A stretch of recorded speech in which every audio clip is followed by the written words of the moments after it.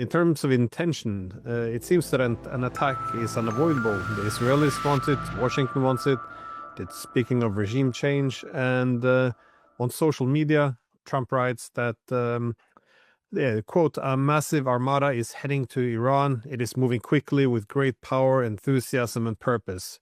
He then goes on writing that time is running out. What do you make of these threats? I think it's clear. Well, for Israel, this has been a 30-year effort to overthrow the Iranian government. The United States basically does what Israel says.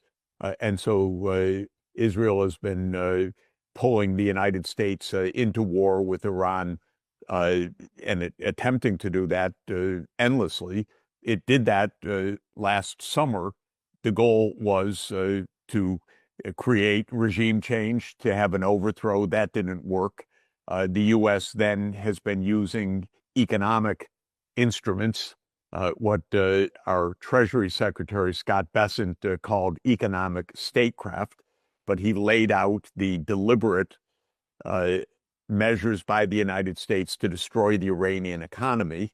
The idea, again, was regime change. That didn't work. And so now we have a carrier task strike group on its way to attack Iran. So an attack is imminent, I think. The goal here has never been negotiation. Whenever there has been negotiation, Israel has jumped up and down saying, don't negotiate. Of course, a nuclear agreement was reached with Iran a decade ago. The Joint Comprehensive Plan of Action, JCPOA. It was actually ratified by the UN Security Council Resolution 2231 on the 20th of July, 2015. Then Trump ripped it up in his first term. So there's never been any desire by Israel to have a negotiated settlement. And since the United States does what Israel tells it to do, there has never been a readiness of the United States to have real negotiations with Iran. And Trump proved that again last summer, because we can recall that when Israel, with U.S. support, bombed Iran, which was on the 12th and 13th of June, 2025, that was 2 days before scheduled negotiations between the United States and Iran. So this whole idea that this is about Iran negotiating is phony.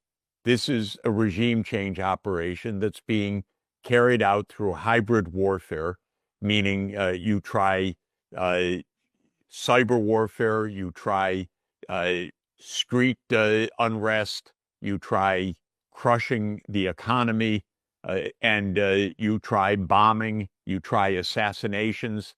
They're trying in every which way to overthrow this government. And Trump, being Trump, blasts this out, that, well, if you don't do what we say, this is like Venezuela. What does it say? This fleet is ready, willing, and able to rapidly fulfill its mission with speed and violence if necessary. You know, it's pure thuggery. So this kind of brazenness and lawlessness is part of our scene right now. But Iran is vastly more dangerous for the world, and still waiting for a European country to say boo about it, to say something, oh, maybe that's not a good idea. Maybe we shouldn't have a war. Maybe we should obey the UN Charter. The question for Europe is, does it only speak up when the United States is about to attack Europe, or does Europe have any principles at all? And we're going to find out in the next few days. آنچه در مورد ما میگویند